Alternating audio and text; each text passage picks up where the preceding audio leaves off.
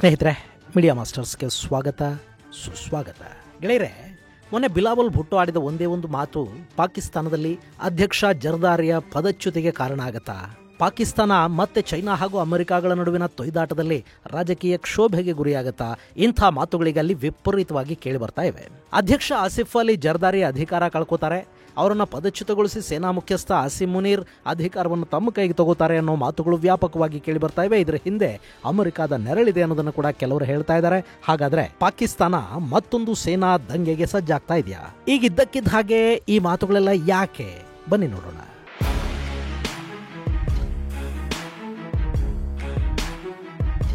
ಗೆಳೆಯರೆ, ಮೊನ್ನೆ ಪಾಕಿಸ್ತಾನದ ಮಾಜಿ ವಿದೇಶಾಂಗ ಸಚಿವ ಬಿಲಾವಲ್ ಭುಟ್ಟೋ ಭಾರತ ನಮಗೆ ಸಹಕರಿಸಿದರೆ, ಮಾತುಕತೆಗೆ ಸಿದ್ಧ ಆದರೆ ಪಾಕಿಸ್ತಾನ ಭಾರತಕ್ಕೆ ಬೇಕಿರೋ ಉಗ್ರರ ಹಸ್ತಾಂತರಕ್ಕೆ ಹಿಂದೇಟು ಹಾಕೋದಿಲ್ಲ, ನಾವು ಹಸ್ತಾಂತರಕ್ಕೆ ಸಿದ್ಧ ಇದ್ದೀವಿ ಅಂತ ಮಾತಿನ ಭರದಲ್ಲಿ ಹೇಳ್ಬಿಟ್ಟ. ಬಿಲಾವಲ್ ಅಲ್ಲಿನ ಸರ್ಕಾರದಲ್ಲಿ ಸದ್ಯಕ್ಕೆ ಯಾವ ಹುದ್ದೆಲೂ ಇಲ್ಲ ನಿಜ, ಆದರೆ ಆತ ಪಾಕಿಸ್ತಾನದ ಅಧ್ಯಕ್ಷ ಆಸಿಫ್ ಅಲಿ ಜರ್ದಾರಿಯ ಮಗ, ಅಲ್ಲಿನ ಪ್ರಮುಖ ಪಾಲುದಾರ ಪಕ್ಷ PPPಯ ಅಧ್ಯಕ್ಷ ಕೂಡ. ಮೊನ್ನೆ ಆಪರೇಷನ್ ಸಿಂಧೂರ್ ಆದ ನಂತರ ನಾನಾ ದೇಶಗಳಿಗೆ ಭಾರತ ತನ್ನ ನಿಯೋಗಗಳನ್ನು ಕಳುಹಿಸಿಕೊಟ್ಟಿದ್ದನ್ನು ನೋಡಿ ಪಾಕಿಸ್ತಾನ ತಾನು ಕೂಡ ಅದೇ ಥರ ನಿಯೋಗಗಳನ್ನು ಕಳುಹಿಸಿಕೊಡ್ತಲ್ಲ, ಆಗ ಒಂದಷ್ಟು ವರ್ಲ್ಡ್ ಟೂರ್ ಮಾಡ್ಕೊಂಡು ಬಂದಿದ್ದು ಕೂಡ ಇದೇ ಭುಟ್ಟೋ ಬಿಲಾವಲ್. ಹೀಗಾಗಿ ಬಿಲಾವಲ್ ಮಾತಿಗೆ ಇಲ್ಲಿ ಮಹತ್ವ ಸಿಗುತ್ತೆ. ಇನ್ನು ಬಿಲಾವಲ್ ಹಫೀಜ್ ಸಯೀದ್ ಹಾಗೂ ಅಜರ್ ಮಸೂದ್ ಸೇರಿದಂತೆ ಭಾರತಕ್ಕೆ ಬೇಕಾದ ಉಗ್ರರನ್ನ ಹಸ್ತಾಂತರ ಮಾಡೋದಕ್ಕೆ ಪಾಕಿಸ್ತಾನ ಹಿಂಜರಿಯೋದಿಲ್ಲ ಅನ್ನೋ ಹೇಳಿಕೆ ಕೊಟ್ಟ ನಂತರ ಅಲ್ಲಿನ ಪ್ರಧಾನಿಯಾಗಲಿ, ಅಧ್ಯಕ್ಷ ಆಗಲಿ ಅಥವಾ ಇನ್ಯಾವುದೇ ಸಚಿವ ಆಗಲಿ ಆ ಬಗ್ಗೆ ಒಂದೇ ಒಂದು ಪ್ರತಿಕ್ರಿಯೆಯನ್ನು ಕೊಡೋದಿಕ್ಕೆ ಹೋಗಿಲ್ಲ. ಆದರೆ ಇಮ್ರಾನ್ ಖಾನ್ ಪಕ್ಷ ಮಾತ್ರ ಇದಕ್ಕೆ ತೀವ್ರವಾಗಿ ಸ್ಪಂದಿಸಿದೆ. ಬಿಲಾವಲ್ ಒಬ್ಬ ಅನನುಭವಿ ರಾಜಕೀಯದ ಕೂಸು ಅಂತ ಇಮ್ರಾನ್ ಪಕ್ಷದ ನಾಯಕರು ಹೇಳಿದ್ದಾರೆ. ಹಾಗೆ ಹಫೀಜ್ ಸಯೀದ್ ನಮಗ ತಲ್ಹಾ ಸಯೀದ್ ಭುಟ್ಟೋ ಮಾತುಗಳಿಗೆ ತೀವ್ರ ಪ್ರತಿಕ್ರಿಯೆಯನ್ನು ಕೊಟ್ಟಿದ್ದಾನೆ. ಈ ಭುಟ್ಟೋ ಒಬ್ಬ ಮುಸಲ್ಮಾನನೇ ಅಲ್ಲ ಅಂತ ಹೇಳಿದ ಈ ತಲ್ಹಾ ಯಾರು ಉಗ್ರವಾದವನ್ನ ಬೆಂಬಲಿಸ್ತಾರೆ, ಯಾರು ಭಾರತ ವಿರೋಧಿ ಮನಸ್ಥಿತಿಯನ್ನು ಹೊಂದಿರ್ತಾರೆ ಅಂಥವರು ಮಾತ್ರ ಮುಸ್ಲಿಂ ಅನ್ನೋ ಥರದ ಹೇಳಿಕೆಯನ್ನು ಕೊಟ್ಟಿದ್ದಾನೆ. ಪಾಕಿಸ್ತಾನದ ದೇಶಭಕ್ತ ಮಾಧ್ಯಮಗಳು ಈ ಭುಟ್ಟೋ ಹೇಳಿಕೆಯನ್ನ ಖಂಡಿಸಬೇಕು, ವಿಶ್ಲೇಷಣೆ ಮಾಡಬೇಕು ಅಂತ ಕೂಡ ಉಗ್ರನ ಮಗ ತಲ್ಹಾ ಹೇಳಿದ್ದಾನೆ. ಇದರ ಬೆನ್ನಲ್ಲೇ ಪಾಕಿಸ್ತಾನದಲ್ಲಿ ಶುರುವಾಗಿದ್ದು ಅಧ್ಯಕ್ಷ ಜರ್ದಾರಿಯ ಪದಚ್ಯುತಿ ಕುರಿತಾದ ಮಾತುಗಳು. ಗೆಳೆಯರೆ, ಇವು ವದಂತಿಗಳು, ಊಹಾಪೋಹಗಳು ಇರಬಹುದು, ಆದರೆ ಇವೆಲ್ಲ ಶುರುವಾಗ್ತಾ ಇರೋ ಸಮಯ ಇದೆ ನೋಡಿ, ಅದು ತುಂಬಾ ಇಂಟ್ರೆಸ್ಟಿಂಗ್ ಆಗಿದೆ. ಜರ್ದಾರಿಯನ್ನ ಸೇನಾ ಮುಖ್ಯಸ್ಥ ಆಸಿಮ್ ಮುನೀರ್ ಪದಚ್ಯುತಗೊಳಿಸಿ ಅಧ್ಯಕ್ಷ ಸ್ಥಾನದಲ್ಲಿ ತಾನೇ ಕೂತ್ಕೊಂಡು ಬಿಡ್ತಾನೆ. ಇಲ್ಲಿ ಜರ್ದಾರಿಗೆ ರಾಜೀನಾಮೆ ಕೊಡೋದಕ್ಕೆ ತಿಳಿಸಲಾಗಿದೆ ಅನ್ನೋ ಮಾತುಗಳು ಶುರುವಾಗಿದ್ದು ಜುಲೈ 5ರ ನಂತರ. ಪಾಕಿಸ್ತಾನದಲ್ಲಿ ಈ ಜುಲೈ 5ಕ್ಕೊಂದು ಮಹತ್ವ ಇದೆ. 1977ರ ಜುಲೈ 5ನೇ ತಾರೀಖು ಆಪರೇಷನ್ ಫೇರ್ ಪ್ಲೇ ಹೆಸರಲ್ಲಿ ಸೇನಾ ದಂಗೆಯನ್ನ ಮಾಡಿದ್ದ ಜನರಲ್ ಜಿಯಾವುಲ್ ಹಕ್ ಅವತ್ತಿನ ಪ್ರಧಾನಿ ಜುಲ್ಫಿಕರ್ ಅಲಿ ಭುಟ್ಟೋನನ್ನ ಪದಚ್ಯುತಗೊಳಿಸಿ ಬಂಧನಕ್ಕೀಡು ಮಾಡಿ ಅಧಿಕಾರವನ್ನು ತನ್ನ ಕೈಗೆ ತಗೊಂಡ. ಗೆಳೆಯರೆ, ಈ ಜುಲ್ಫಿಕರ್ ಯಾರು ಗೊತ್ತಾ? ಇವತ್ತು ಪಾಕಿಸ್ತಾನ ಹಾಗೂ ಜಗತ್ತಿನ ನಾನಾ ದೇಶಗಳು ಪಾಪ ಪಪ್ಪು, ಬಿಲ್ಲಿ ರಾಣಿ ಅಂತೆಲ್ಲ ಕರೆಯತ್ವಲ್ಲ ಈ ಬಿಲಾವಲ್ನ ಆತನ ತಾಯಿಯ ತಂದೆ ಅಂದ್ರೆ ತಾತ ಜುಲ್ಫಿಕರ್ ಅಲಿ ಭುಟ್ಟೋ. ಪಾಕಿಸ್ತಾನದ ಸಚಿವನಾಗಿ, ಅಧ್ಯಕ್ಷನಾಗಿ, ಪ್ರಧಾನಿಯಾಗಿ ಕೆಲಸ ಮಾಡಿದ್ದ ಈ ಹಿರಿಯ ಭುಟ್ಟೋನನ್ನ ಪಾಕಿಸ್ತಾನ ನೇಣಿಗೇರಿಸಿ ಕೊಂದಾಕ್ತು. ಈಗ ಪಾಕಿಸ್ತಾನದ ಅಧ್ಯಕ್ಷನಾಗಿರೋದು ಆ ಜುಲ್ಫಿಕರ್ನ ಮಗಳು ಬೆನಜೀರ್ ಭುಟ್ಟೋ ಇದ್ಲಲ್ಲ, ಆಕೆಯ ಗಂಡ ಆಸಿಫ್ ಅಲಿ ಜರ್ದಾರಿ, ಆತನ ಮಗಾನೇ ಈ ಬಿಲಾವಲ್ ಭುಟ್ಟೋ. ಸೊ ಈ ವಂಶವೃಕ್ಷ ನಿಮ್ಗೆ ಅರ್ಥ ಆಗಿರ್ಬೇಕಲ್ವಾ? 1977ರ ಜುಲೈ 5ನೇ ತಾರೀಕು ಪಾಕಿಸ್ತಾನದಲ್ಲೊಂದು ಸೇನಾ ದಂಗೆ ಆಗಿತ್ತು. ಅದು ಮತ್ತೆ ಪುನರಾವರ್ತನೆ ಆಗಬಹುದು ಅನ್ನೋದು ಅಲ್ಲಿನ ಜನ, ಪತ್ರಿಕೆಗಳು, ರಾಜಕಾರಣಿಗಳ ನಂಬಿಕೆ. ಹೀಗಾಗಿ ಜುಲೈ 5ರ ನಂತರ ಈ ವದಂತಿಗಳು ಹೆಚ್ಚಾಗ್ತಾ ಇವೆ.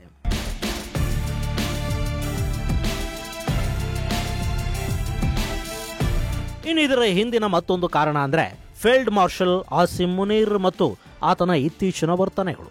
ಆಪರೇಷನ್ ಸಿಂಧೂರ್ ಆಯ್ತಲ್ಲ, ಅದರಲ್ಲಿ ಪಾಕಿಸ್ತಾನ ಸಖತ್ತಾಗಿ ವಧೆ ತಿಂದಿದ್ದು ನಿಮಗೆ ಗೊತ್ತಿದೆ.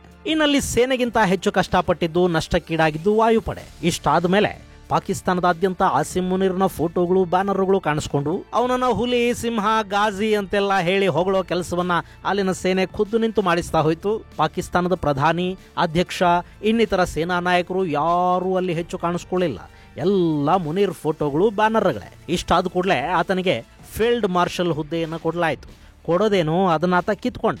ಈ ಪಾಕಿಸ್ತಾನದ ಇತಿಹಾಸದಲ್ಲಿ ಇಬ್ಬರು ಫೀಲ್ಡ್ ಮಾರ್ಷಲ್ಗಳು. ಒಬ್ಬ ಅಯೂಬ್ ಖಾನ್, ಅವನಂತೂ ತುಂಬಾ ಒಳ್ಳೆಯವನು, ಹೇಳಿದ ಮಾತು ಕೇಳ್ತಾನೆ ಅಂತ ಅವತ್ತಿನ ಪಾಕಿಸ್ತಾನದ ಅಧ್ಯಕ್ಷ ಇಸ್ಕಂದರ್ ಮಿರ್ಜಾ ಈ ಅಯೂಬ್ ಖಾನ್ ನನ್ನ ಸೇನಾ ಮುಖ್ಯಸ್ಥನನ್ನಾಗಿ ಮಾಡಿದ್ರೆ, ಖಾನ್ ಕೆಲವೇ ದಿನಗಳಲ್ಲಿ ಮಿರ್ಜಾ ಅವರನ್ನು ಪಕ್ಕಕ್ಕೆ ತಳ್ಳಿ ತಾನೇ ಪಾಕಿಸ್ತಾನದ ಅಧ್ಯಕ್ಷ ಅಂತ ಘೋಷಿಸಿಕೊಂಡು ಬಿಟ್ಟಿದ್ದ. ಹೀಗೆ 1958ರಲ್ಲಿ ಪಾಕಿಸ್ತಾನದ ಅಧ್ಯಕ್ಷನಾದ ಅಯೂಬ್ ಖಾನ್ ಅದಾದ ಮರುವರ್ಷ ಅಂದ್ರೆ 1959ರಲ್ಲಿ ತನಗೆ ತಾನೇ ಫೀಲ್ಡ್ ಮಾರ್ಷಲ್ ಹುದ್ದೆಯನ್ನು ಕೊಟ್ಟುಕೊಂಡ.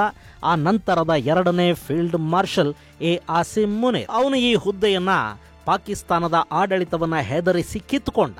ಯುದ್ಧ ಸೋತ ನಂತರವೂ ಫೀಲ್ಡ್ ಮಾರ್ಷಲ್ ಹುದ್ದೆ ಪಡ್ಕೊಂಡ ಜಗತ್ತಿನ ಏಕೈಕ ಸೇನಾ ನಾಯಕನಾಗಿ ಈ ಮುನೀರ್ ಇತಿಹಾಸದಲ್ಲಿ ಉಳಿದು ಹೋಗ್ತಾನೆ. ಹೀಗೆ ಫೀಲ್ಡ್ ಮಾರ್ಷಲ್ ಆದ ನಂತರ ಪಾಕ್ ಪ್ರಧಾನಿಯ ಜೊತೆ ನಾನಾ ದೇಶಗಳಿಗೆ ಹೋಗಿ ಬಂದ ಮುನೀರ್ ಅಲ್ಲಿಂದ ಸೀದಾ ಹೋಗಿದ್ದು ಅಮೆರಿಕಾಗೆ. ಅಮೆರಿಕಾದ ಅಧ್ಯಕ್ಷ ಡೊನಾಲ್ಡ್ ಟ್ರಂಪ್ ಮುನೀರ್ನನ್ನ ವೈಟ್ ಹೌಸ್ಗೆ ಕರೆಸ್ಕೊಂಡು ಊಟ ಹಾಕಿ ಕಳುಹಿಸಿಕೊಡ್ತಾರೆ. ಅಂದ್ರೆ ಪಾಕಿಸ್ತಾನದ ಆಡಳಿತಕ್ಕೆ ಸಂಬಂಧಪಟ್ಟ ಹಾಗೆ ಅಮೆರಿಕ ಅಲ್ಲಿನ ಚುನಾಯಿತ ಸರ್ಕಾರವನ್ನ ಮಾತು ಕೂಡ ಆಡಿಸ್ತಾ ಇಲ್ಲ, ಅವರನ್ನ ಲೆಕ್ಕಕ್ಕೂ ಇಟ್ಟಿಲ್ಲ. ಬದಲಿಗೆ ಸೇನಾ ಮುಖ್ಯಸ್ಥನ ಜೊತೆ ನೇರವಾಗಿ ವ್ಯವಹರಿಸುವುದಕ್ಕೆ ನಿಂತಿದೆ. ಅದಕ್ಕೆ ಕಾರಣ ಪಾಕಿಸ್ತಾನದಲ್ಲಿ ಸೇನೆನೇ ಪವರ್ಫುಲ್ ಅನ್ನೋದು ಅಮೆರಿಕಾಗೆ ಗೊತ್ತಿದೆ. ಅವರಿಗೀಗ ನಾನಾ ಕಾರಣಗಳಿಗೆ ಪಾಕಿಸ್ತಾನ ಬೇಕು, ಬಲೂಚಿಸ್ತಾನ ಬೇಕು, ಪಾಕ್ನ ನೆಲದಿಂದ ಚೈನಾನ ಎಬ್ಬಿಸಿ ಕಳುಹಿಸಬೇಕು. ಇನ್ನು ಪಾಕಿಸ್ತಾನದ ಸೇನೆಗೆ ಕೂಡ ಅಮೆರಿಕ ಬೇಕು, ಚೈನಾ ಅಲ್ಲ. ಹೀಗಾಗಿ ಅಲ್ಲೊಂದು ಅಡ್ಜಸ್ಟ್ಮೆಂಟ್ ಅನ್ನೋದು ಮತ್ತೆ ಶುರು ಆಗ್ತಾ ಇದೆ.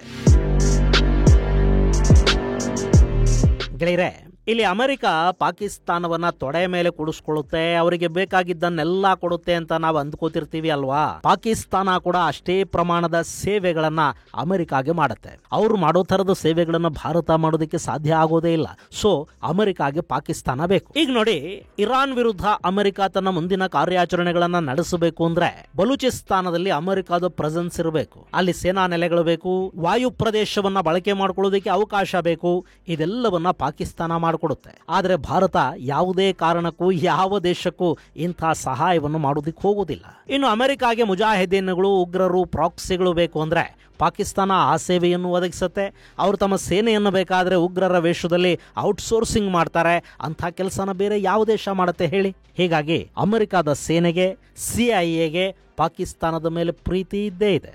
ಇನ್ನು ಪಾಕಿಸ್ತಾನದ ಸೇನಾಧಿಕಾರಿಗಳಿಗೆ ಕೂಡ ಚೈನಾಗಿಂತ ಅಮೆರಿಕಾದ ಮೇಲೆ ಹೆಚ್ಚು ವ್ಯಾಮೋಹ. ಅವರಿಗೆ ಅಮೆರಿಕಾದ ಆಯುಧಗಳು ಬೇಕು, ಅವರ ಮಕ್ಕಳಿಗೆ ಓದೋದಕ್ಕೆ, ಸೆಟ್ಲ್ ಆಗೋದಕ್ಕೆ ಅಮೆರಿಕ ಬೇಕು, ಅವರು ದೋಚಿದ ಹಣವನ್ನು ಪಾರ್ಕ್ ಮಾಡೋದಕ್ಕೆ ಅಮೆರಿಕ ಹಾಗೂ ಯುರೋಪಿಯನ್ ದೇಶಗಳು ಬೇಕು. ಚೈನಾದಲ್ಲಿ ಇದೆಲ್ಲವನ್ನ ಮಾಡೋದಕ್ಕೆ ಪಾಕಿಸ್ತಾನದ ಸೇನಾಧಿಕಾರಿಗಳಿಗೆ ಧೈರ್ಯ ಇಲ್ಲ.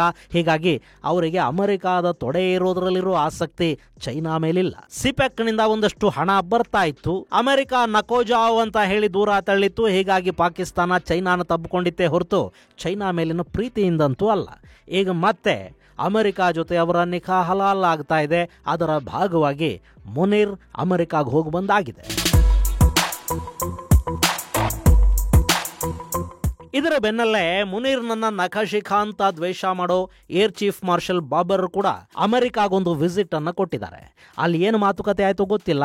ಬಾಬರ್ ಈಗ ಹೆಚ್ಚು ಮಾತಾಡೋದಕ್ಕೆ ಹೋಗ್ತಾ ಇಲ್ಲ. ಆದ್ರೆ ಪಾಕಿಸ್ತಾನದ ಮಾಧ್ಯಮಗಳು ಮಾತ್ರ ಮತ್ತೊಂದು ಸೇನಾ ದಂಗೆಯ ಬಗ್ಗೆ ಪಿಸುಗುಡೋದಕ್ಕೆ ಶುರು ಮಾಡಿವೆ. ಇಲ್ಲಿ ಗಮನಿಸಬೇಕಾದ ಮತ್ತೊಂದು ಅಂಶ ಅಂದ್ರೆ, ಹಾಗೆ ಅಮೆರಿಕಾಗೆ ಹೋಗಿ ಬಂದ ನಂತರ ಪಾಕಿಸ್ತಾನ ಚೈನಾದ J-35 ಸ್ಟೆಲ್ತ್ ಜೆಟ್ಗಳ ಬಗ್ಗೆ ಹೆಚ್ಚು ಆಸಕ್ತಿಯನ್ನು ತೋರಿಸ್ತಾ ಇಲ್ಲ ಅನ್ನೋದು. ಅಂದ್ರೆ ಅಲ್ಲಿ ಅಮೆರಿಕಾದ ಅಧ್ಯಕ್ಷ ಡೊನಾಲ್ಡ್ ಟ್ರಂಪ್ ಸಿಡಿಸಿದ ಹೋಲಿ ವಾಟರ್ ಸ್ವಲ್ಪ ಮಟ್ಟಿಗೆ ಪಾಕಿಸ್ತಾನದ ಮೇಲೆ ಕೆಲಸ ಮಾಡ್ತಾ ಇರೋ ಹಾಗೆ ಕಾಣ್ತಾ ಇದೆ. ಇದು ಮುಂದಿನ ದಿನಗಳಲ್ಲಿ ಬಲೂಚಿಸ್ತಾನದಲ್ಲಿ ಒಂದಷ್ಟು ಬದಲಾವಣೆಗಳಿಗೆ ಕಾರಣ ಕೂಡ ಆಗಬಹುದು. ಸೊ ಇದೆಲ್ಲವನ್ನ ಗಮನಿಸ್ತಾ ಇರೋ ಪಾಕಿಸ್ತಾನದ ಮಾಧ್ಯಮಗಳು ಸೇನಾ ಮುಖ್ಯಸ್ಥ ಮುನೀರ್ ಪಾಕಿಸ್ತಾನದ ಆಡಳಿತವನ್ನು ತನ್ನ ಕೈಗೆ ತಗೊಳ್ಳೋ ಸಾಧ್ಯತೆಗಳ ಬಗ್ಗೆ ಹೇಳ್ತಾ ಇವೆ. ಇದರ ಜೊತೆಗೆ ಕಾರ್ಗಿಲ್ ಯುದ್ಧದ ನಂತರ ಪರ್ವೇಜ್ ಮುಷರ್ರಫ್ ಮಾಡಿದ ಕೆಲಸವನ್ನೇ ಈಗ ಮುನೀರ್ ಕೂಡ ಮಾಡಬಹುದು ಅನ್ನೋದು ಅವರ ಲೆಕ್ಕಾಚಾರ. ಇನ್ನು ಪಾಕಿಸ್ತಾನಕ್ಕೆ ಈ ಸೇನಾ ಆಡಳಿತಗಳು ಇವ್ಯಾವು ಕೂಡ ಹೊಸವೇನಲ್ಲ. ಅಲ್ಲಿ ಇದುವರೆಗೆ ಯಾವ ಚುನಾಯಿತ ಸರ್ಕಾರನೂ 5 ವರ್ಷ ಪೂರೈಸೂ ಇಲ್ಲ. ಈ ಹಿಂದೆ 1958ರಲ್ಲಿ ಅಯೂಬ್ ಖಾನ್ ಇಸ್ಕಂದರ್ ಮಿರ್ಜಾ ಅವರಿಂದ ಅಧಿಕಾರ ಕಿತ್ಕೊಂಡು ಪಾಕಿಸ್ತಾನದಲ್ಲಿ ಸೇನಾಡಳಿತಕ್ಕೆ ಬಿಸ್ಮಿಲ್ಲಾ ಹೇಳಿದ್ರು. ಆನಂತರ ಯಾಹ್ಯಾ ಖಾನ್ ಬಂದ. ಅದಾದ ಮೇಲೆ ಭುಟ್ಟೋನ ಜೈಲಿಗೆ ತಳ್ಳಿ ಜನರಲ್ ಜಿಯಾ ಉಲ್ ಹಕ್ ಬಂದು ಕೂತ್ಕೊಂಡ. ಆ ನಂತರ ಇದೇ ಶಹಬಾಜ್ ಶರೀಫ್ನ ಅಣ್ಣ ನವಾಜ್ ಶರೀಫ್ ನಮ್ಮವನು, ಒಳ್ಳೆಯವನು ಅಂತ ಪರ್ವೇಜ್ ಮುಷರ್ರಫ್ ಅನ್ನೋ ಮುಜಾಹಿರ್, ಅಂದ್ರೆ ಭಾರತದಿಂದ ವಿಭಜನೆಯ ಸಮಯದಲ್ಲಿ ಪಾಕಿಸ್ತಾನಕ್ಕೆ ಓಡಿ ಹೋದ ಕುಟುಂಬಕ್ಕೆ ಸೇರಿದವನು, ಆತನನ್ನ ಸೇನಾ ಮುಖ್ಯಸ್ಥನನ್ನಾಗಿ ಮಾಡಿದ್ರೆ ಆತ ಈ ಶರೀಫುಗಳ ಸರ್ಕಾರವನ್ನು ಕಿತ್ತೆಸೆದು ಅಧಿಕಾರವನ್ನು ತನ್ನ ಕೈಗೆ ತಗೊಂಡ. ಮುಷರ್ರಫ್ನ ನಂತರ ಬಾಜ್ವಾ ಕೂಡ ಇದೇ ಕೆಲಸ ಮಾಡ್ತಾರೆ ಅಂತ ಭಾವಿಸಲಾಗಿತ್ತು. ಆದ್ರೆ ಆತ ಮರ್ಯಾದಸ್ಥನಂತೆ ತನ್ನ ಕೆಲಸ ತಾನು ಮಾಡಿ ದೇಶದಿಂದ ಹೊರಗೆ ಹೋಗ್ಬಿಟ್ಟ. ಈಗ ಮುನೀರ್ ಬಂದು ಕೂತಿದ್ದಾನೆ. ಪಕ್ಕಾ ಮದರಸಾ ಛಾಪು. ಮತಾಂಧತೆ ಅನ್ನೋದು ಈತನ ನರನಾಡಿಗಳಲ್ಲಿದೆ. ಈ ಹಿಂದಿನ ಯಾಹ್ಯಾ ಖಾನ್, ಜಿಯಾ ಉಲ್ ಹಕ್ ಮುಂತಾದವರಷ್ಟೇ ಈ ಮುನೀರ್ ಕೂಡ ಮತಾಂಧ. ಹೀಗಾಗಿ ಈತ ಅಧಿಕಾರವನ್ನು ತನ್ನ ಕೈಗೆ ತಗೋಬಹುದು ಅನ್ನೋದು ಪಾಕಿಸ್ತಾನದ ಮಾಧ್ಯಮಗಳು ಮತ್ತು ರಾಜಕಾರಣಿಗಳ ಲೆಕ್ಕಾಚಾರ. ಆದರೆ ಅದು ಅಷ್ಟು ಸುಲಭದ ಕೆಲಸ ಅಂತ ಕೂಡ ಅನ್ನಿಸ್ತಾ ಇಲ್ಲ. ಬಲೂಚಲ್ಲಿ ಪ್ರತ್ಯೇಕತಾವಾದ ತೀವ್ರ ಸ್ವರೂಪದಲ್ಲಿದೆ. ಸಿಂಧ್ ಕೂಡ ನಾವು ಪಾಕಿಸ್ತಾನದಿಂದ ಬೇರಾಗ್ತೀವಿ ಅಂತ ಹೇಳ್ತಾ ಇದೆ. ಇಂಥ ಸಂದರ್ಭದಲ್ಲಿ ಸಿಂಧ್ ಮೂಲದ ಜರ್ದಾರಿಯನ್ನು ಪದಚ್ಯುತಗೊಳಿಸಿದರೆ ಅಲ್ಲಿನ ಪ್ರತ್ಯೇಕತಾವಾದಕ್ಕೆ ಮತ್ತಷ್ಟು ಶಕ್ತಿ ಬಂದ ಹಾಗಾಗತ್ತೆ. ಇನ್ನು ಇಮ್ರಾನ್ ಖಾನ್ ಪಕ್ಷದ ಸಮಸ್ಯೆ ಕೂಡ ಅಲ್ಲಿ ತೀವ್ರ ಪ್ರಮಾಣದಲ್ಲಿದೆ. ಇಮ್ರಾನ್ ಜೈಲಲ್ಲಿದ್ದರೂ ಆತನ ಬೆಂಬಲಿಗರು ಹೊರಗೆ ಮತ್ತು ಹೊರದೇಶಗಳಲ್ಲಿದ್ದಾರೆ. ಇಮ್ರಾನ್ ಅಲ್ಲಿ ತನ್ನ ಅತಿ ದೊಡ್ಡ ಶತ್ರು ಅಂತ ಭಾವಿಸ್ತಾ ಇರೋದು ಇದೇ ಮುನೀರ್ನನ್ನ. ಅಕಸ್ಮಾತ್ ಮುನೀರ್ನ ಅಧಿಕಾರಗಳು ಹೆಚ್ಚಾದ್ರೆ ಅದು ಇಮ್ರಾನ್ಗೆ ಸಮಸ್ಯೆಗಳನ್ನುಂಟು ಮಾಡುತ್ತೆ. ಹೀಗಾಗಿ ಮುನೀರ್ ವಿರುದ್ಧ ಇಮ್ರಾನ್ ಬೆಂಬಲಿಗರು ದೇಶದ ಒಳಗೆ ಮತ್ತು ಹೊರಗೆ ಕೂಡ ಪ್ರತಿಭಟನೆಗಳನ್ನು ಮಾಡ್ತಾ ಇದ್ದಾರೆ. ಹಾಗೆ ಅಲ್ಲಿನ ಸೇನೆಯ ಬಗ್ಗೆ ಜನಕ್ಕೂ ಈ ಹಿಂದಿನ ವಿಶ್ವಾಸ ಉಳಿದಿಲ್ಲ. ಇದೆಲ್ಲವನ್ನ ಗಮನಿಸಿದ್ರೆ ಸೇನೆ ಈ ಬಾರಿ ನೇರವಾಗಿ ಅಧಿಕಾರವನ್ನ ಕಿತ್ತುಕೊಳ್ಳೋದಕ್ಕೆ ಹೋದ್ರೆ ಅಲ್ಲಿ ಜನ ದಂಗೇಳೋ ಸಾಧ್ಯತೆಗಳು ಕೂಡ ಇರುತ್ತವೆ. ಸೊ ಇಲ್ಲಿನ ಬೆಳವಣಿಗೆಗಳನ್ನ ಜಗತ್ತು ಸೂಕ್ಷ್ಮವಾಗಿ ಗಮನಿಸ್ತಾ ಇದೆ. ಇನ್ನು ಮುನೀರ್ಗೆ ಈಗ ಕಡಿಮೆ ಆಗಿರೋದಂತೂ ಏನೂ ಇಲ್ಲ. ಆತ ಹೇಳಿದ ಹಾಗೆ ಪಾಕಿಸ್ತಾನದಲ್ಲಿ ಎಲ್ಲ ನಡೀತಾ ಇದೆ. ಸೊ ಇದನ್ನೇ ಆತ ಮುಂದುವರಿಸ್ತಾನ ಅಥವಾ ಮತ್ತೇನಾದರೂ ಎಡವಟ್ಟಿಗೆ ಕೈ ಹಾಕ್ತಾನ ಅನ್ನೋದನ್ನ ಕಾದು ನೋಡಬೇಕಿದೆ. ಇದು ಗೆಳೆಯರೆ ಪಾಕಿಸ್ತಾನದ ಒಂದಷ್ಟು ಲೇಟೆಸ್ಟ್ ಡೆವಲಪ್ಮೆಂಟ್ಸು. ಮುಂದಿನ ಸಂಚಿಕೆಯಲ್ಲಿ ಮತ್ತಷ್ಟು ವಿಶೇಷಗಳ ಜೊತೆ ಮತ್ತೆ ಭೇಟಿಯಾಗೋಣ. ಅಲ್ಲಿವರೆಗೆ ಜೈ ಹಿಂದ್, ಜೈ ಕರ್ನಾಟಕ.